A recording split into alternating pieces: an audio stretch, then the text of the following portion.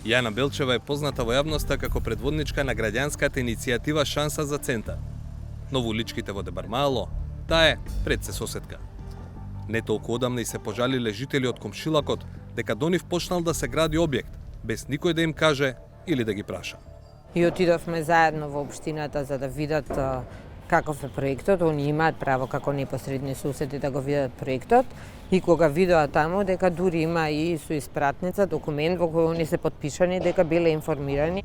Граѓаните не само што не биле информирани како што стоело во општинските документи, туку и не си ги препознале подписите, бидејќи некој друг се подпишал во нивно име.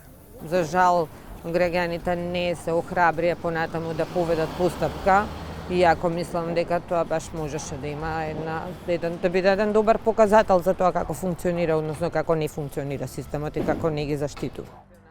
Да добиеле известување на време. Соседите на Белчева можеби ќе го искористеле правото да побараат корекции во планот на соседот пред да почне да гради, за да го заштитат својот имот. А таквото право беше уредено во членот 62А од Законот за градење и гласеше: Надлежниот орган што го донел одобрението за градење е должен во рок од 3 дена од денот на донесувањето на одобрението за градење да ги извести непосредните соседи на градежната парцела за која се донесува одобрението за издаденото одобрение за градење и дека во рок од 15 дена од денот на издавање на одобрението за градење може да извршат увид во документацијата, доколку непосредните соседи не извршат увид и или не поднесат жалба против одобрението за градење во рок од 15 дена од денот на издавање на одобрението за градење, одобрението за градење станува правосилно. 65 пратеника гласаа за, 10 пратеника гласаа против и нема воздржани. За овој член говориме во минато време, бидејќи минатата недела 65 пратеника гласаа за, наспроти 10 против, за да се укине оваа одредба од законот. Предлагаш измените беше Министерството за транспорт и врски. Тоа е набарање на ЗЕЛС на заедницата на единици на локална самоуправа од две причини. Прво, ги одлагаше многу постапките за градба и второ, многу влијаеше и на социјалниот момент. Искарани се помеѓу себе по цела држава комшии, браќа, ако сакате се искарани помеѓу себе, токму од оваа причина. Па побаравме двајца членови на раководството на ЗЕЛС од различни политички провениенции. Еве го нивниот одговор на прашањето дали ЗЕЛС е тој што побарал бришење на така нареченото соседско право во Законот за градење. Искрено да ви кажам, ја не бев информиран дека имаме ваква законска измена. Самата законска измена ја прочитав некаде во медиумите, иако отпосле пробав да се информирам дали ние како на ЗЕЛС имаме отворено ваква точка за дискусија.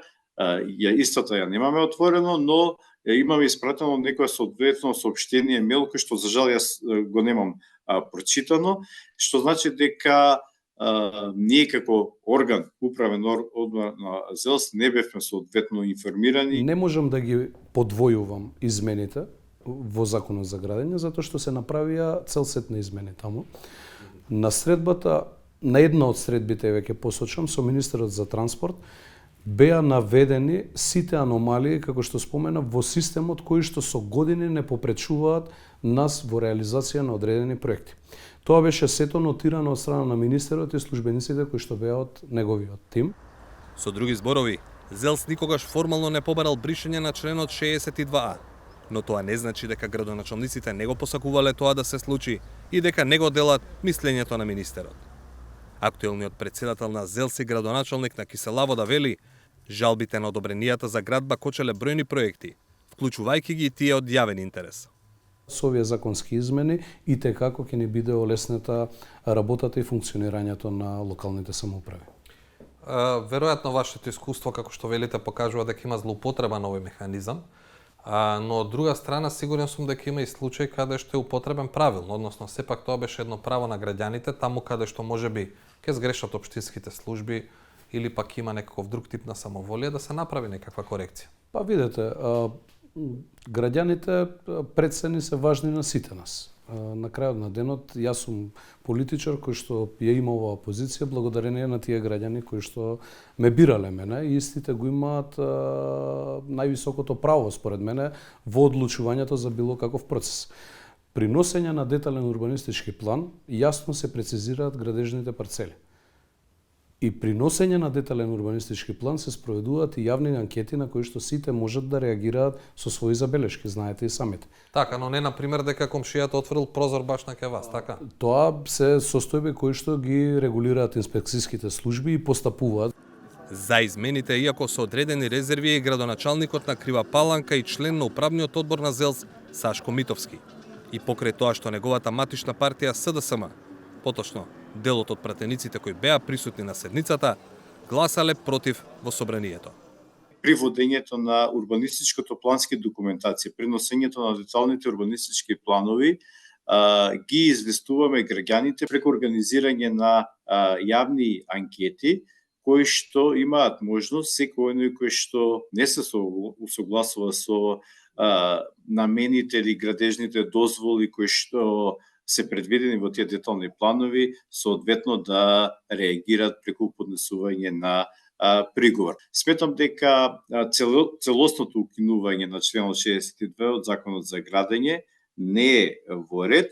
Граѓаните треба да бидат информирани, постапката да биде транспарентна, но да немаат можност во постапката при обезбедување на градење истите тие проекти да бидат закочени од нивна страна. Дали имате како општина усвоено жалби на граѓани кога сте ги известиле?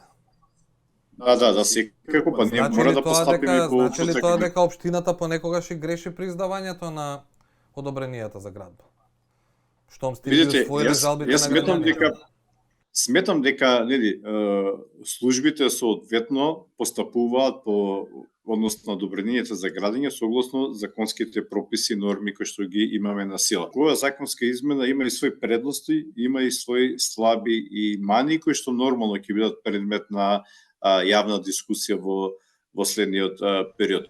Јана Белчева, чија иницијатива има тројца советници во општина Центар токму поради незадоволството на граѓаните од неконтролираната градба, се согласува дека граѓаните се консултираат кога се носи детален урбанистички план.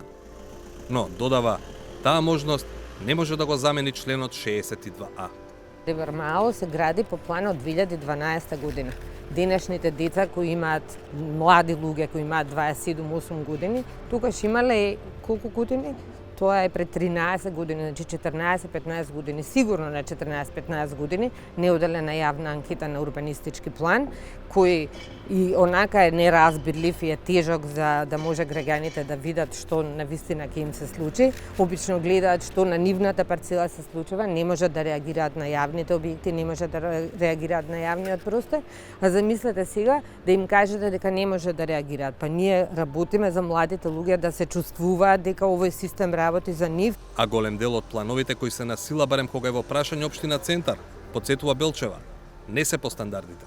Стручна комисија на урбанисти докажа зошто урбанистичките планови кои за жал се во сила треба да бидат суспендирани. Еден од основите во суспензивните елаборати беше точно изоставување на соседското право, односно планирање без да се третира како тој план кога ќе се реализира ќе влијае врз квалитетот на живот на непосредното соседство. Ефектите од бришењето на членот 62 ќе се видат онаму каде најмногу се гради. Не утре, туку веќе од вчера. Како е тоа можно? Одговорот е и крајот на овој прилог, и крајот на усвоените предлог измени на Законот за градење, во кој практично се предвидува ретроактивно важење на конкретната измена. Започнатите постапки согласно со членот 62А од Законот за градење до влегувањето во сила на овој закон ќе продолжат согласно со одредбите од овој закон.